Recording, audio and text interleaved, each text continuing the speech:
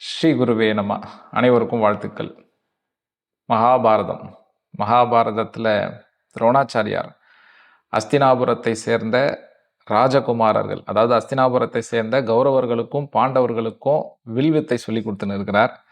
இவர் வில்வித்தை சொல்லி கொடுக்குற அந்த காலத்தில் வேடர் குலத்தை சேர்ந்த ஒரு இளைஞன் ஒருவன், ஏகலைவன். அதாவது இவன் யார் அப்படின்னா, ஏகலைவன் என்பவன் வேடர் குலத்தை சேர்ந்த அவருடைய மன்னர் ஹிரண்ய தனுசனுடைய மகன் ஏகலைவன்.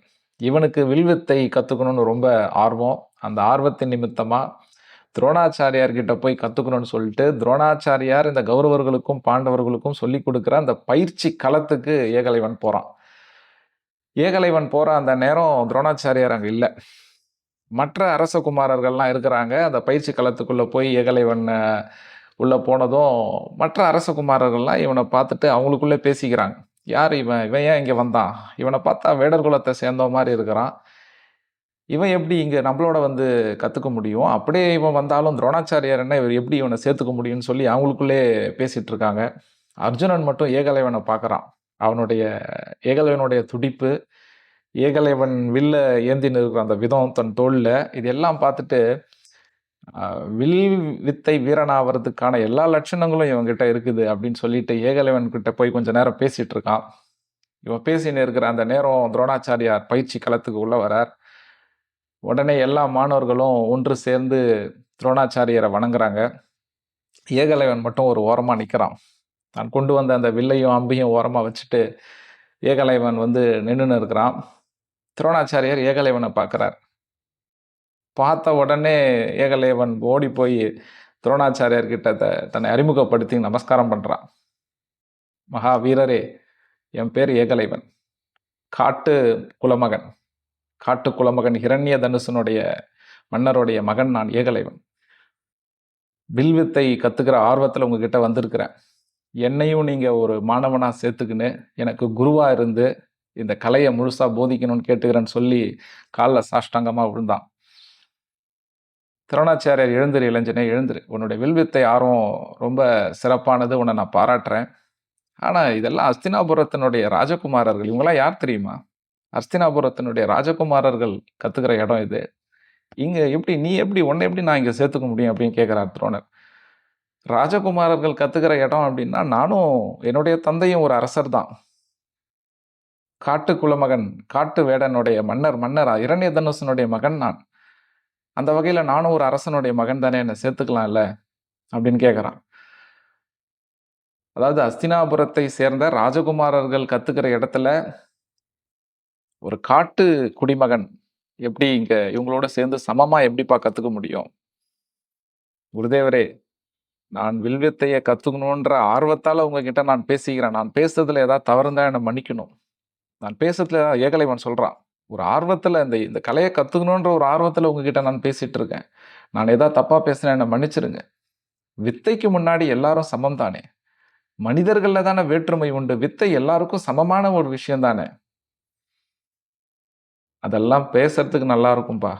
நீ சொல்றதெல்லாம் வாதம் செய்யறதுக்கு நல்லா இருக்கும். துரோணாச்சாரியார் சொல்றார். இதெல்லாம் வாதம் செய்யறதுக்கு நல்லா இருக்கும். ஆனா, அரசகுமாரர்கள், ராஜகுமாரர்கள் அவங்க கத்துக்கிறதுக்குன்னு ஒரு களம் இருக்கும் பொழுது, அங்க வேறு ஒரு ஆள் வந்து அங்க கத்துக்கிறது முடியாத ஒரு விஷயம். இப்ப ஏகலைவன் சில கேள்விகள துரோணர்கிட்ட வைக்கிறான் பாருங்க. வில்லுக்கு வினையற்ற வீரரே! வில்லுக்கு இணையற்ற வீரரே! காட்டுல இருக்கிற மூங்கில வச்சு தான் நீங்க வில்லே செய்றீங்க. காட்டுல இருக்கிற ஓலைச்சுவடிகள் தான் எல்லா சாஸ்திரங்களையும் எழுத உதவுது. காட்டுல இருக்கிற ஔஷதங்கள், மூலிகைகள் தான் மன்னருடைய பிணிய தீர்க்குது. இப்படி காட்டுல இருந்து எல்லாத்தையும் பயன்படுத்திக்கிற நீங்க காட்டு குடிமகனான என்ன மட்டும் வேணான்னு ஒதுக்குறது எந்த வகையில நியாயம் குருதேவரே? துரோணாச்சாரியாருக்கு ஒண்ணும் புரியல. என்னடா இவ்ளோ பெரிய வாதத்த எடுத்துன்னு வந்து நம்ம முன்னாடி இவன் வைக்கிறான். ரொம்ப நல்லா வாதம் பண்ற. எகலைவா, ரொம்ப நல்லா வாதம் பண்ற. ஆனா என்னுடைய சூழ்நிலைய நீ கொஞ்சம் புரிஞ்சுக்கோ. நான் ஏதோ ஒரு தனியா ஒரு பயிற்சி கூடம் வச்சிருந்தேன்னா, உன்னுடைய ஆர்வத்த பார்த்துட்டு கண்டிப்பா நான் சேர்த்துப்பேன். இது அரசகுமாரர்கள், அவங்களுடைய அந்த பிள்ளைகள் கத்துக்கிற இடம் இது. இங்க நான் எப்படி உன்ன சேர்த்துக்க முடியும்? அரச குடும்பத்துக்குன்னு சில சட்டதிட்டங்கள் இருக்குது இல்லையா? அத நான் பின்பற்றி ஆகணும். இந்த கலையில நீ மேலும் மேலும் வளருவ. என்னுடைய ஆசீர்வாதம் உனக்கு இருக்குது அப்படின்னு சொல்லிட்டு அந்த இடத்த விட்டு துரோணர் போயிடுறாரு. ஏகலைவனுக்கு ஒன்றும் புரியல. முகம்லாம் வாடி போச்சு. கலையை கத்துக்கணும், வில்வித்தையை கத்துக்கணும்னு ஆர்வமா போறான் துரோணர் கிட்ட. அவனை சேர்த்துக்க மாட்டேன்னு சொல்லிடுறாரு. வெளியே வரான், என்ன பண்றதுன்னு தெரியல.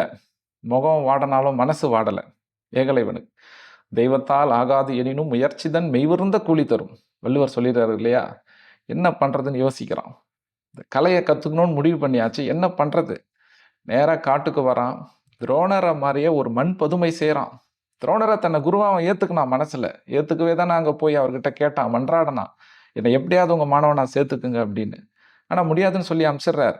அதனால என்ன பண்றான், துரோணரை பாரி ஒரு மண் பதுமை, ஒரு மண் சிலை, அதை செஞ்சு அதுக்கு பூஜை பண்றான்.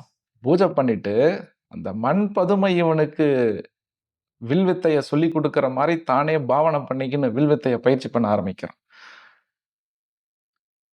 இந்த இடத்துல குருதேவர் ஒரு அற்புதமான ஒரு தத்துவத்தை சொல்றார்.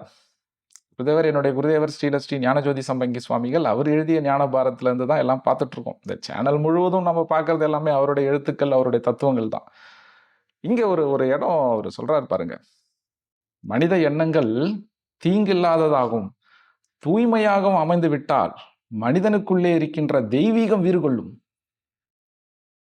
இந்த தெய்வீகம் வீறு கொண்டு ஒருமுகப்படுகின்ற மனம், மனம் ஒருமுகப்படும் பொழுது அவனுக்கு எல்லா நுட்பங்களும் விளங்கிவிடும். அதாவது ஒரு கலையை நாம கத்துக்க போறோம். அதை தூய்மையா, மன தூய்மையா அந்த கலையை கத்துக்கணும்னு முடிவு பண்ணிட்டோம் அப்படின்னா மனிதனுக்குள்ளே இருக்கின்ற தெய்வீகம் வீறு கொள்ளுமா. அந்த மனம் ஒருமுகப்படும் பொழுது, இந்த மனம் ஒருமுகப்படும் பொழுது எல்லா நுட்பங்களும் மனிதனுக்கு விளங்கிவிடும். மனித எண்ணங்கள் தீங்கில்லாதவாகவும் தூய்மையாகவும் அமைந்து விட்டால் மனிதனுக்குள்ளே இருக்கின்ற தெய்வீகம் வீறு கொள்ளும். அந்த தீர்க்கமான மனம் ஒருமுகப்படும் பொழுது அவனுக்கு எல்லா நுட்பங்களும், எல்லா கலைஞானங்களோட நுட்பங்களும் அவனுக்கு விளங்கிவிடும். அந்த மாதிரி மன தூய்மையோட ஒரு மண்பதுமை, துரோணாச்சாரியாரை குருவா நினைச்சுக்கின்னு மண்பதுமை செஞ்சு அந்த மண்பதுமைக்கு குரு பூஜை செய்து அந்த பதுமை தனக்கு மானசீகமா இந்த வில்வித்தையை சொல்லி கொடுக்குற மாதிரி நினைச்சுன்னு பயிற்சி பண்ண ஆரம்பிச்சான் ஏகலைவன். ஏன்னா வில்வித்தை என்பது அவனுக்கு புதுசல்ல. அவன் காட்டு குடிமகன், காட்டு குலமகன். அதனால வில்வித்தை என்பது அவன் ரத்தத்திலே ஊறி இருக்கிற விஷயம். அதனால துரோணாச்சாரியரோட சிலையை அவனுக்கு சொல்லி கொடுக்குற மாதிரி நினைச்சுன்னு அதை பயிற்சி பண்ண ஆரம்பிச்சான். நாளுக்கு நாள் அவன் பயிற்சியினுடைய வேகம் அதிகரிச்சுது. இங்கேதான் ஒரு அதிசயம் நடக்குது. குருதேவர் சொன்ன மாதிரி அவனுக்குள்ளே இருக்கிற தெய்வீகம் வீறு கொண்டும் பொழுது, மனம் ஒருமுகப்படும் பொழுது எல்லா நுட்பங்களும் அவனுக்கு விளங்கிவிடும் போது இங்கே ஒரு அதிசயம் நடக்குது. அது என்ன நடக்குது அப்படின்றத அடுத்த பதிவில் பார்க்கலாம். ஸ்ரீகுரு ஞானதீபன்ற சேனலோட இணைந்தே இருங்க. பிரம்ம வித்தையான யோக நெறிகளை பழகி மனிதனிடமிருந்து அஞ்ஞானம் விலகட்டும், மெய்ஞானம் மலரட்டும், அன்பு தழைக்கட்டும், பூலோகம் சொர்க்கமாகட்டும். ஸ்ரீ குருவே நம, ஸ்ரீ குருவே நம, ஸ்ரீ குருவே நம.